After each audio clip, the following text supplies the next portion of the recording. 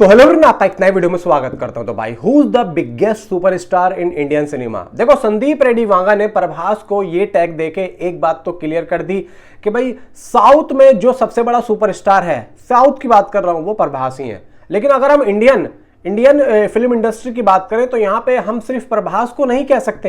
देखो, और भी स्टार है बॉलीवुड। देखो, बॉलीवुड में भाई शाहरुख खान साहब भी हैं। शाहरुख खान साहब की किंग आ रही है, किंग का कल टीजर आ रहा है, जिसको लेके सिद्धार्थ आनंद आए दिन यहाँ पे 11:30 बजे हमें बता रहे हैं कि भाई हम लोग आ रहे हैं। और 2 तारीख को ये लोग कुछ ना कुछ अपना टाइटल, अपना ग्लिम्स या फिर शाहरुख खान का कुछ यहाँ पे लुकआउट हो सकता है, मे बी ये लोग कर दें।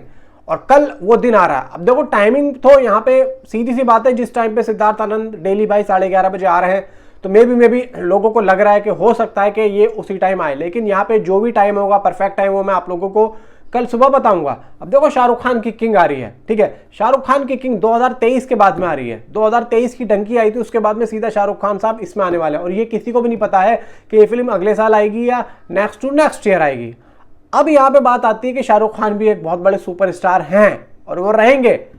मैं ये कहता हूं कि बॉलीवुड में आज के टाइम पे अगर कोई बॉलीवुड को बचा के चल रहा है ना, अगर कोई बचा सकता है तो वो शाहरुख खान साहब हैं।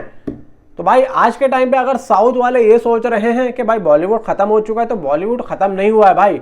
आज भी शाहरुख खान साहब हैं, जिनकी एक झलक, सिर्फ एक झलक बॉलीवुड को ऊपर परचम तक ले जा सकती है।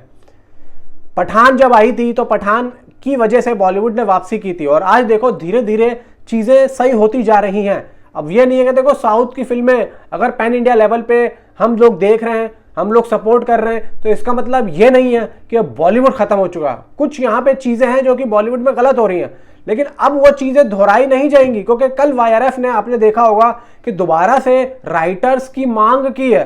क्यों भाई? यहाँ पे उनको लग रहा है कि हमें और राइटर्स चाहिए अच्छे, और पब्लिकली वो पूछ रहा है भाई, पब्लिक में कोई है अच्छा तो आओ।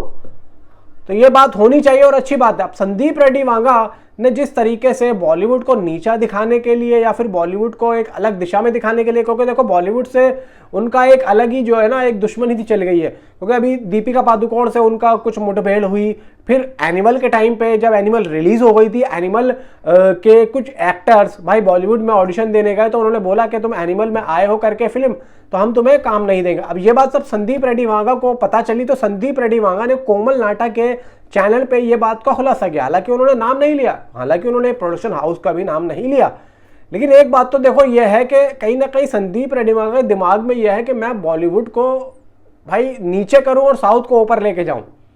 ये बात मुझे लग रही है, और इसी वजह से डार्लिंग प्रभास को उन्होंने भाई यहाँ पे यूज किया, इंडिया का बिगेस्ट सुपरस्टार। जबकि खुद डार्लिंग प्रभास ने इस बात को नहीं कहा है, ना ही प्रभास के फैंस ने कहा। ये तो जबरदस्ती भिड़वाने वाली बात हो गई कि इनडायरेक्टली शाहरुख खान भी बहुत बड़े स्टार हैं, और अगर मैं ये बात बोलता हूं तो शाहरुख खान के फैंस निकल के आएंगे और वो प्रभास के फैंस से लड़ेंगे। अब कहीं ना कहीं अगर प्रभास के फैंस से लड़ेंगे तो भाई स्पिरिट का भी नाम आएगा, तो स्पिरिट का तो कहीं ना कहीं भाई फ्री में यहाँ पे प्रमोशन होगा।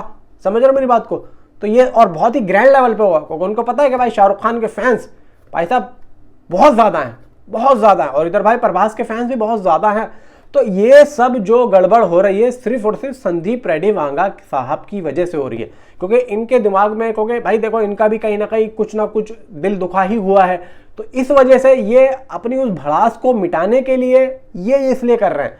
बाकी किंग और स्पिरिट का कभी भी भाई क्लैश नहीं होगा, क्योंकि संदीप रेड्डी वांगा कभी नहीं करेंगे। एनिमल उन्होंने गदर 2 से नहीं भिड़वाई, कबीर सिंह उन्होंने किसी बड़ी फिल्म से नहीं भिड़वाई। 11 अगस्त को तो एनिमल भी आ रही थी, उस दिन गदर 2 भी थी, जेलर भी थी, नहीं भिड़वाई ना। इसी वजह से कभी भी संदीप रेड्डी वांगा अपनी इस फिल्म को क्लैश नहीं करवाएंगे। आप मुझसे इस बात को, इस वीडियो को सेव कर लेना, कभी नहीं करवाएंगे भाई। मैं बहुत अच्छे तरीके से जानता हूं ये बात हो ही नहीं सकती है। अगर स्पिरिट आई तो देख लेना सोलो ही आएगी, और सोलो ही आना चाहिए, क्योंकि भाई देखो यहाँ पे बॉक्स ऑफिस कलेक्शन मेन होती है। इतनी मेहनत अगर फिल्मों में लग रही है ना, तो कहीं ना कहीं भाई साहब उसका हर्जाना भी निकलना चाहिए, प्रोड्यूसर को फायदा होना चाहिए। अच्छी फिल्में एक तो वैसे ही नहीं बन रही हैं, और जब बन रही हैं तो उनको क्लैश के साथ में करके उसका और बेड़ा करा दिया जाता है, तो ये भी ठीक नहीं है। बाकी मैं तो यही कहूंगा कि आपकी क्या राय है, नीचे कमेंट में मुझे जरूर बताओ कि आपके हिसाब से कौन है इंडिया का सबसे बड़ा सुपर स्टार। भाई यहाँ पे नीचे कमेंट सेक्शन खुला है। Thanks for watching.